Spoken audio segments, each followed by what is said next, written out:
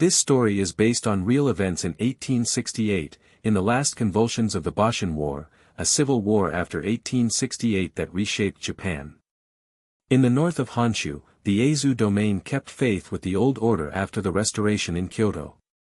Its warriors had guarded the capital for years, and that loyalty was more than politics, it was duty knit into bone. Now duty led back to Wakamatsu, the castle town called Aizu Wakamatsu, where Tsuruga Castle rose over fields and rivers like a white keep against a steel sky. Roads funneled toward the basin, the narrow Nikko Road from the south, the Kamegawa track looping over pine ridges, the Inawashiro approach sliding along the lake's gray water. Pack horses clattered on frozen ruts. Peasants drew sledges loaded with rice and rough firewood. Frost silvered millet stubble. The first teasing snow drifted over the valley, thin as smoke, and caught on the rampart's stone seams. Couriers from the border stations reached the town at dusk, boots soaked, sleeves stiff. They brought word of imperial columns coming up from the south, under banners of the rising sun. Tsuruga Castle mattered for reasons clear to every farmer and every officer. Its wells ran deep. Its granaries fed the town. Its towers commanded the river crossings. Whoever held the keep held the heart of northern traffic. The Lord's Council met in low rooms lit by whale oil lamps, maps unrolled on reed mats. They knew artillery would come with the imperial troops, and that the town's clay-tiled roofs would not stop shells. Still, Aizu stood. The men had trained for siege since childhood, the women had stores ready, the priests had prayers, and the children knew where to carry water when the bells rang. A wind from Lake Inawashiro blew hard and clear, rattling shutters along the merchant street. Lanterns swayed. In a barracks close by the west gate, officers read dispatches that named specific bridges and earthworks south of Kurikawa. The language was plain: enemy advance parties had tested palisades near the river ford at Taniguchi, then fallen back under matchlock fire. The couriers swore that more guns were on the move, longer barrels, new bores suited for mini-rifle ammunition and modern drill. The council's reply named fresh pickets and a dawn survey of the eastern ridges. On the outer roads, villagers stacked brush to disguise culverts. Children gathered gravel for the engineers. The first snow thickened, mixing with ash from cook fires and staining footprints along the Kamegawa track. Conch horns sounded from watch posts in the low hills.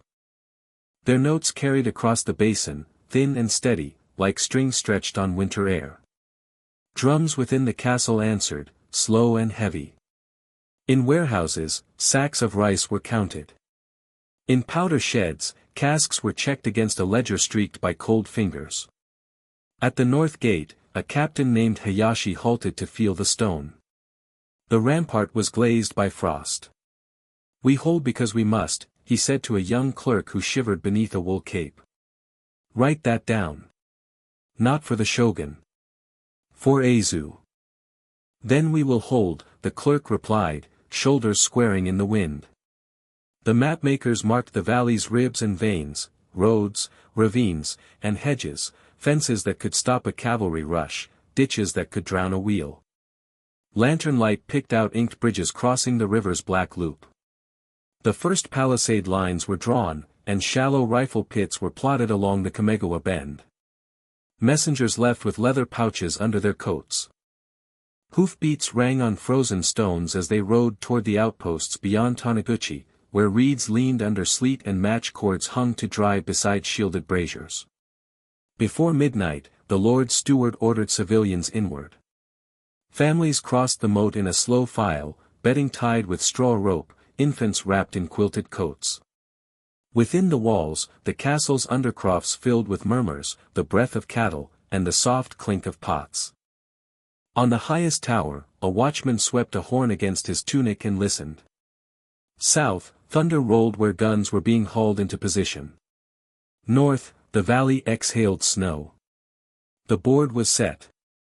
Tsuruga Castle braced for siege, and Aizu's old loyalty stood like an oath carved on stone. Snow glazed the roof tiles of Nishinkan, the Aizu academy that trained sons for service. Dawn drums thudded across the yard. Cadets formed ranks under the pine wind, coats tied tight against sleet. Instructors marked columns by age and class. The code hung on a board by the gate, its strokes black and spare. Loyalty to lord and village stood first. Frugality, honesty, and courage followed in clipped lines. At the south range, boys drilled with yari, the straight spear of foot skirmishers. The yard smelled of pine smoke and wet straw. Sergeant Kondo set the timing with a bamboo baton. Points thrust forward in steady rhythm, feet gripping frozen grit. To the east, a hall of scrolls held maps of Ekigo roads and Inawashiro Lake.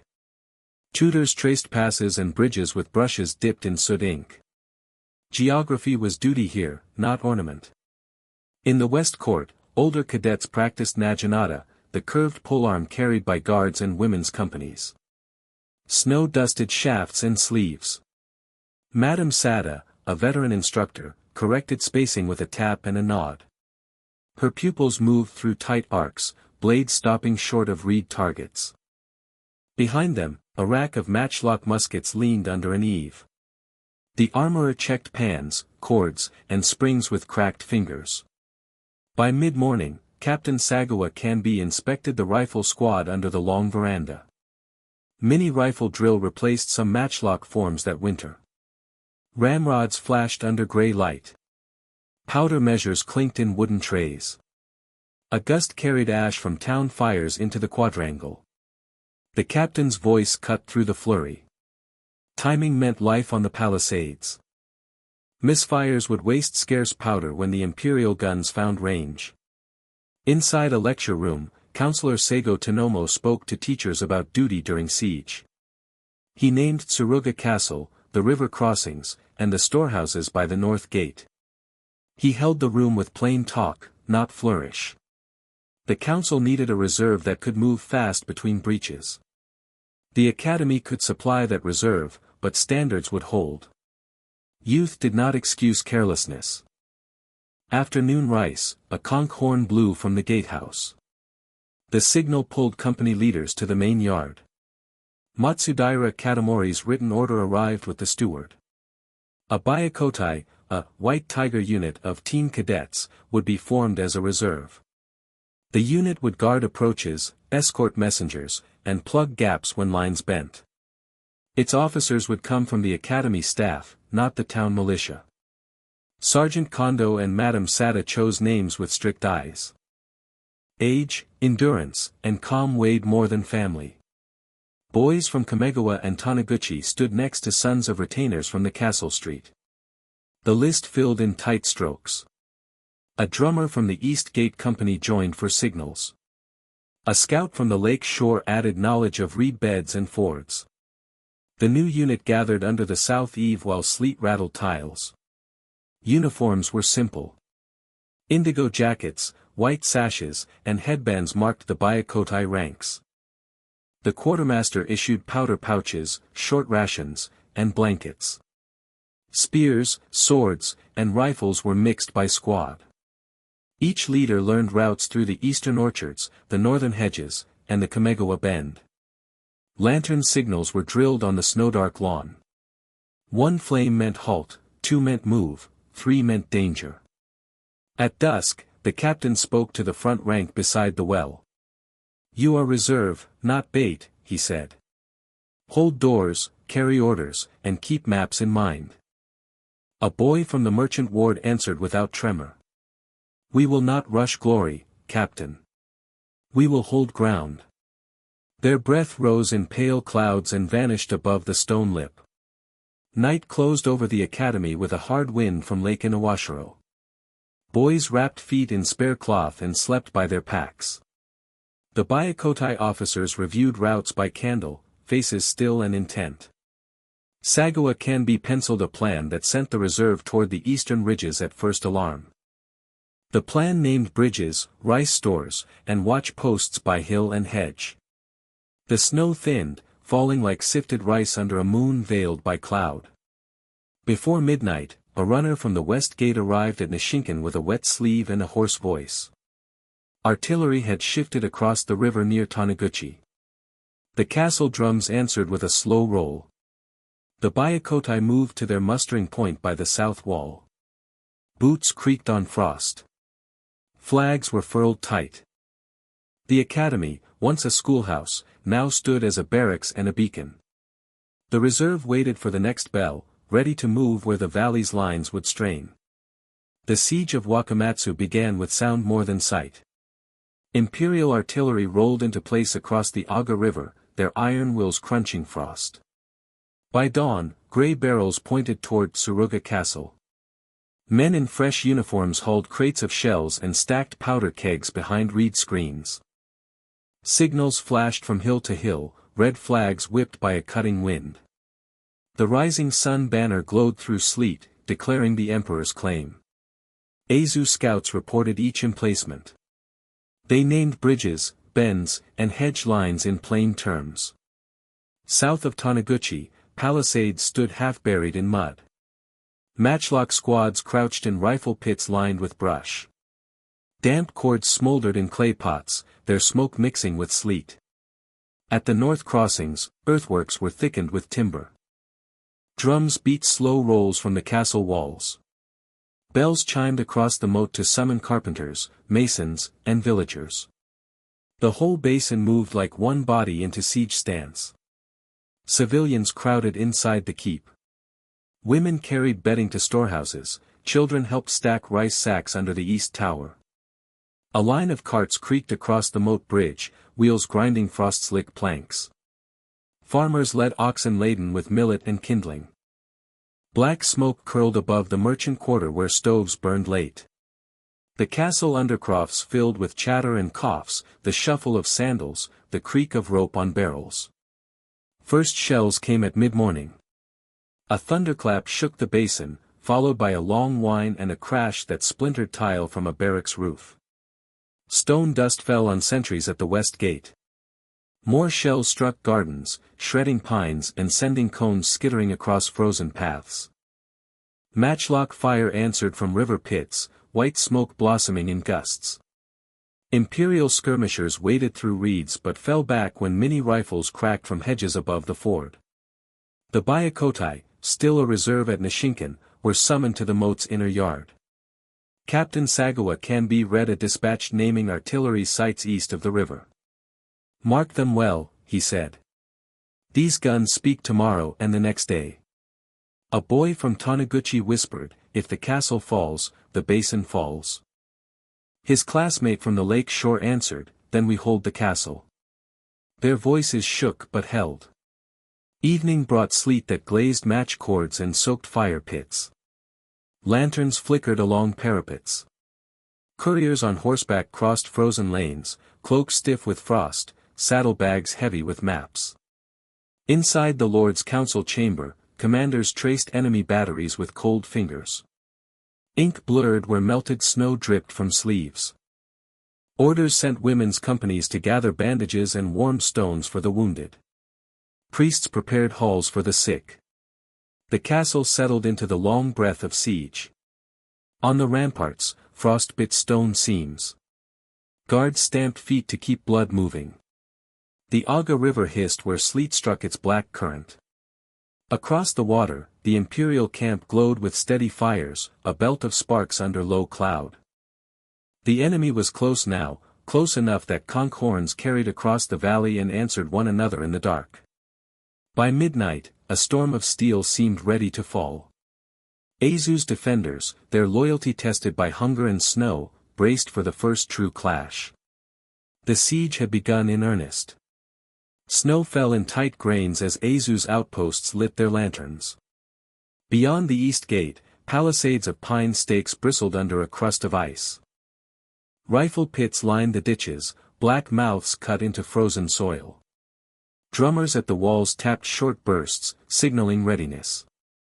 Lanterns swung from gate towers, their glow broken by sleet. Imperial scouts probed first. Shadows moved along the Kamegawa track, slipping between hedges and low fences. Aizu pickets raised matchlocks, cords smoking under oil-soaked rags. Shots cracked across the field. Echoes rolled into the hills. A riderless horse bolted through millet stubble, hooves pounding frost.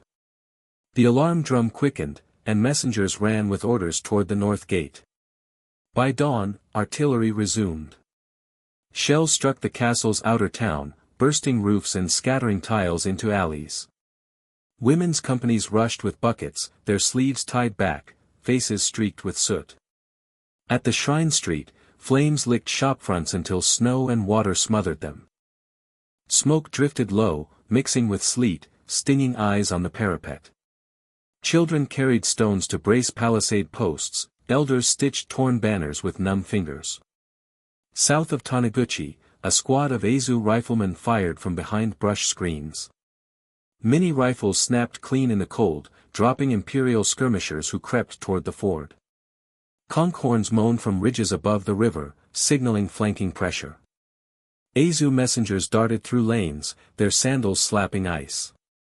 One carried a strip of cloth marked with 3 lantern dots, danger to the south. At dusk, the Byakkotai reserve drilled near the moat. Spears thrust in unison, breath clouding white.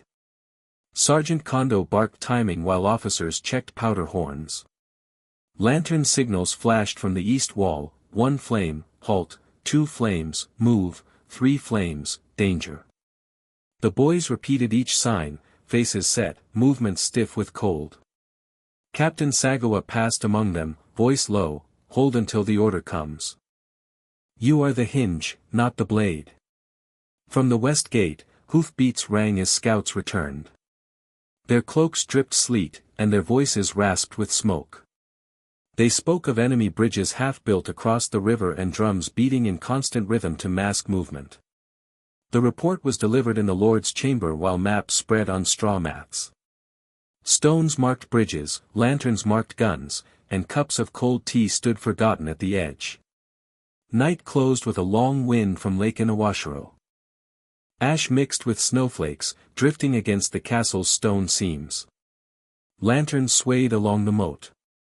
Inside the keep, civilians murmured prayers, children huddled under quilts, and guards checked weapons in silence. Across the Aga River, imperial horns called in steady cadence. The clash had begun in earnest, and every hour tightened the ring around Tsuruga Castle.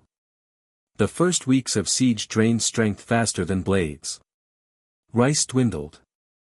Powder casks stood half-empty in sheds near the north gate.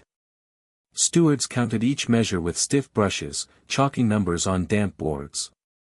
Fires burned low to save wood. The breath of thousands clouded the castle's undercrofts, thick with smoke and cough.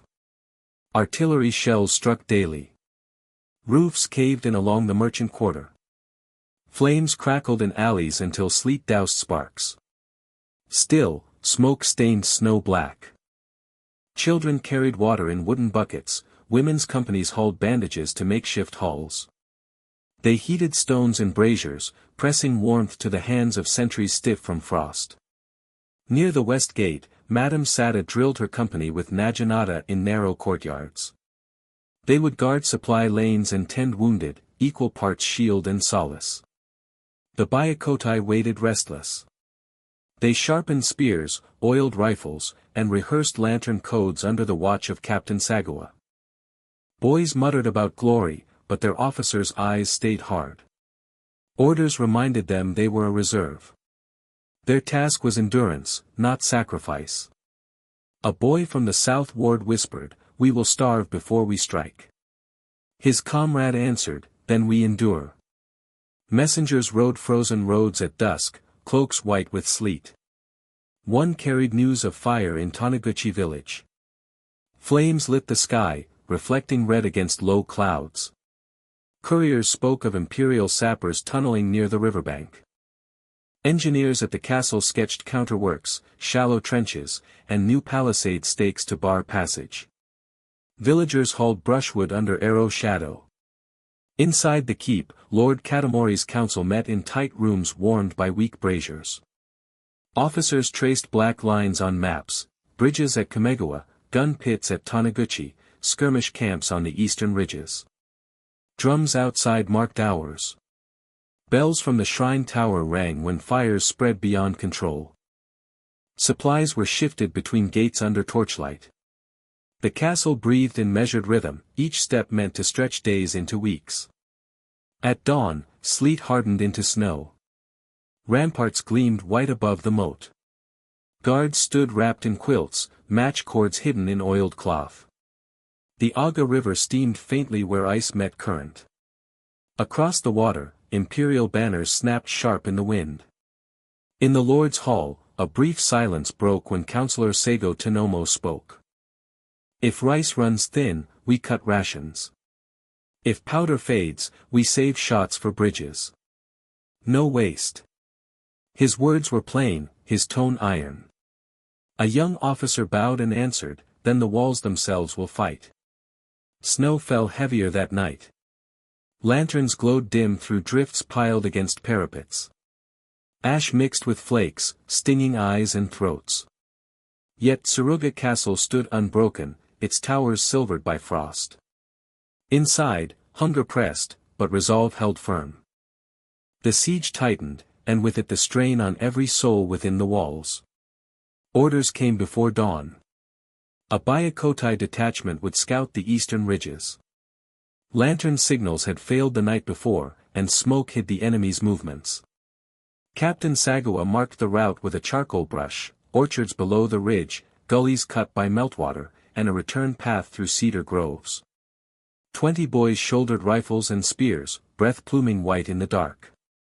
The ridge loomed under thick fog. Snow clung to branches, muffling sound. Steps crunched in half-frozen slush. Lanterns were shuttered to pinholes, throwing just enough glow to mark the line. Mini rifles hung heavy with damp. Powder horns were wrapped in oiled cloth, but each gust of wet wind threatened to spoil the charge. Scouts pressed fingers to soil, feeling vibrations when guns fired across the river. At mid-morning, the detachment reached a clearing where burned huts stood. Smoke curled from timbers, mixing with fog until the valley below seemed swallowed whole. Through gaps in the mist, faint banners flickered, imperial troops shifting position, their drums muted by distance. Conch horns moaned from somewhere near the river's bend. The boys crouched, marking bearings on waxed paper. Contact faltered near a ravine. Shouts scattered through the fog, muffled and uncertain. One squad slid down a gully chasing shapes that vanished into smoke. Another climbed a knoll and lost sight of the main column. Drums from the castle sounded faint, and the coded beats blurred in the mist. Lines frayed. Messages crossed wrong. A horn answered late, its note swallowed by wind. By noon, the detachment was broken into knots of 3 and 4.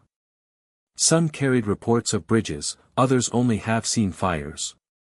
A boy from Taniguchi raised his spear and said, "If we cannot see the enemy, we return to the castle." His comrade shook his head. Orders said east, not back. Their words hung in damp air, undecided. Smoke thickened, drifting from burning storehouses struck by artillery. From the ridge they saw roofs collapse, though distance blurred detail. The basin below roiled with haze, black and gray. The keep's white towers showed for moments, then vanished like ghosts. Late in the day, the commander of the detachment counted heads and found gaps. Runners had not returned. Signals were lost. He chose to bivouac on high ground under skeletal cedars.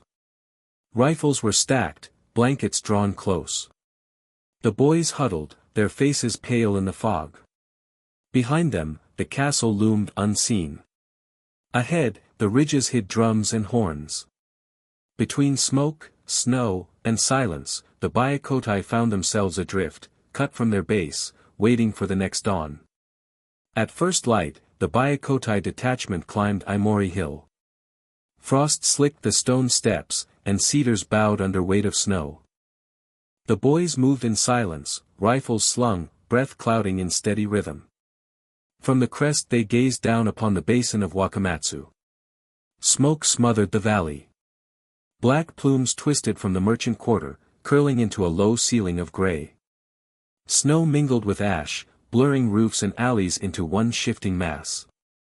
Through gaps in the haze, flames licked along streets south of the castle. Shell bursts echoed, shaking the white walls. For long stretches, the towers disappeared entirely, swallowed by drifting smoke. The boys stood still, hearts hammering. One whispered, "The keep is gone." Another answered, "Look again, the towers stand." But the smoke shifted, hiding truth. From their high vantage, ruin seemed complete. They had no messengers, no clear signals, only the sight of fire and collapse. The captain called them close, his face pale. He asked if duty meant to return at once or to act on what their eyes told them. Debate broke like sleet against stone. Some demanded to fight through to the castle. Others argued they had seen its fall, and loyalty now meant another path. A boy from the lake shore tightened his sash. "If Wakamatsu lies in ash, then we are already spirits," he said. His comrade from Taniguchi pressed both hands to his rifle. "Our lord may yet hold. We must return." The words hung sharp, cutting the silence. But the smoke thickened again. Flames marked the town, towers blurred, and the keep's outline vanished beneath the shifting haze. From Iimori Hill, the scene was confusion made solid, fire, snow, and fog bound into one. The captain lowered his eyes. He gave no order to advance, nor to retreat. The detachment lingered among cedars, breath shallow, the weight of choice pressing heavier than rifles. The boys watched the valley, uncertain if they gazed upon survival or upon ruin already sealed. Snow fell harder as the Byakkotai huddled beneath cedars. Smoke from the basin thickened, turning roofs and alleys into shadows. The keep's towers vanished behind shifting haze. Only flames showed clear, orange tongues licking through the gray. The boys' faces were pale, their breaths shallow, their fingers stiff on rifle stocks. One cadet whispered, "If the castle burns, then our duty is already written." Another shook his head. "We return and fight. The Lord may yet stand." Their words clashed like steel on stone, but no signal came from the valley to settle them. The captain's gaze stayed on the horizon. He named streets lost to fire, gates hidden by ash, towers gone from view. "We believe the keep has fallen," he said at last. Silence followed. Snow hissed on rifle barrels. The boys looked down at their town, each convinced ruin had come. They faced a choice no code had prepared them for. The Nishinkan had taught loyalty beyond life, yet loyalty demanded clarity, and the fog gave none. Their debate circled, voices rising and falling, until exhaustion left only stillness. A boy from the merchant ward knelt, voice steady despite trembling hands. "If Wakamatsu lies in ash, then we are ghosts already. Let us meet our fate with resolve." His comrade gripped his sleeve, eyes wet. "We were told to endure. Endure until the last bell." But his words faded against the sound of artillery echoing through the hills.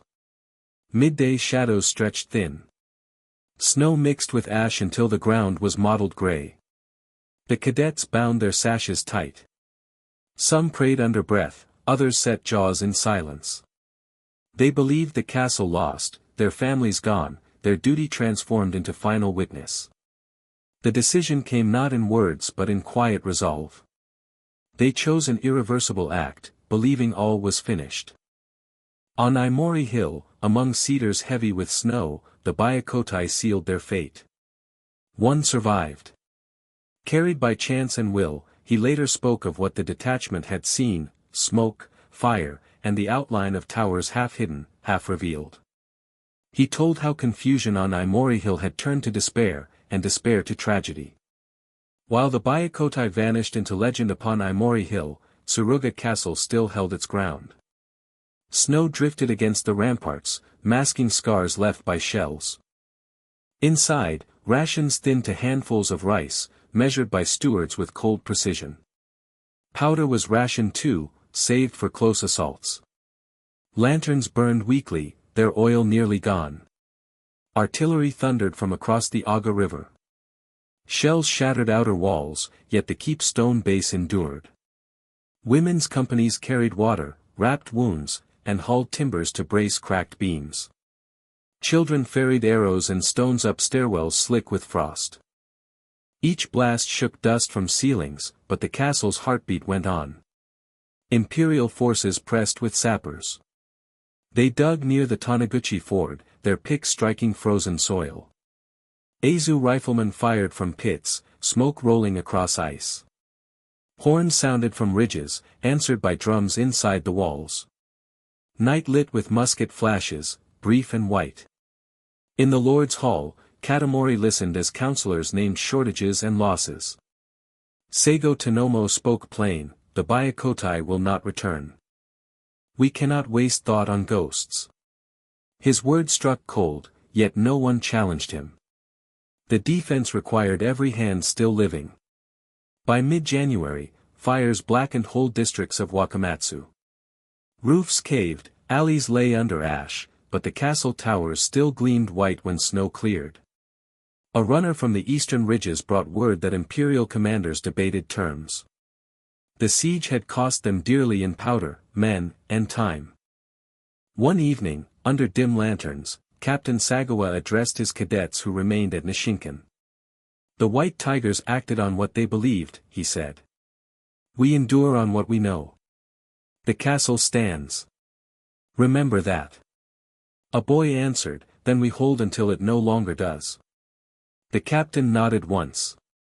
At last, drums from the imperial camp changed rhythm. Not attack, but signal for negotiation. Envoys crossed the frozen moat, their banners stiff in the wind. Terms of surrender were laid upon mats in the council chamber. Families would disperse, officers faced judgment, but civilians spared. Snow closed in as talk stretched on. Breath hung in the hall as signatures were brushed onto parchment.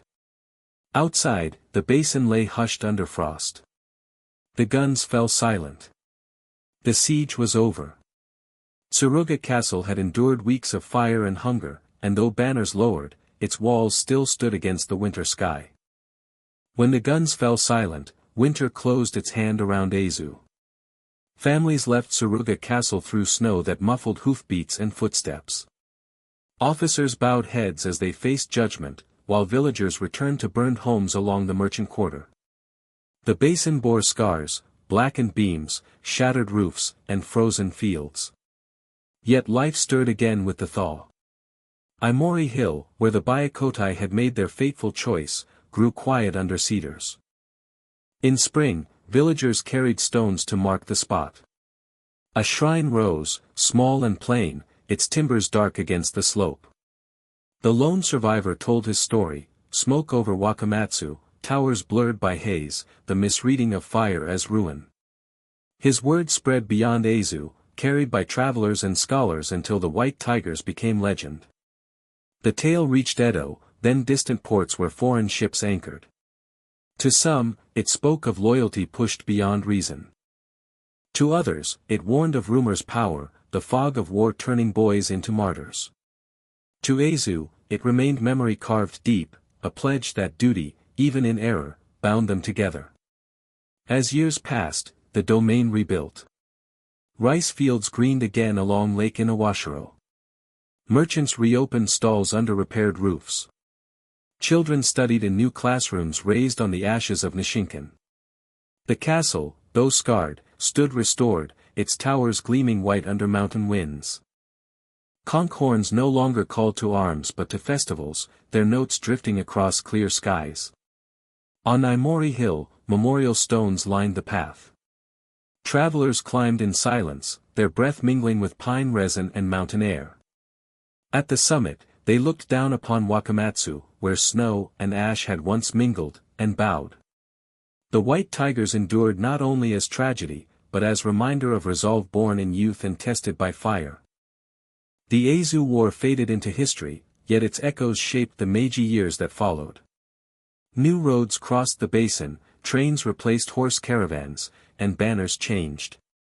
Still, the story of the Byakkotai remained, a lesson carried from father to son, teacher to pupil. Loyalty can inspire, but clarity must guide it.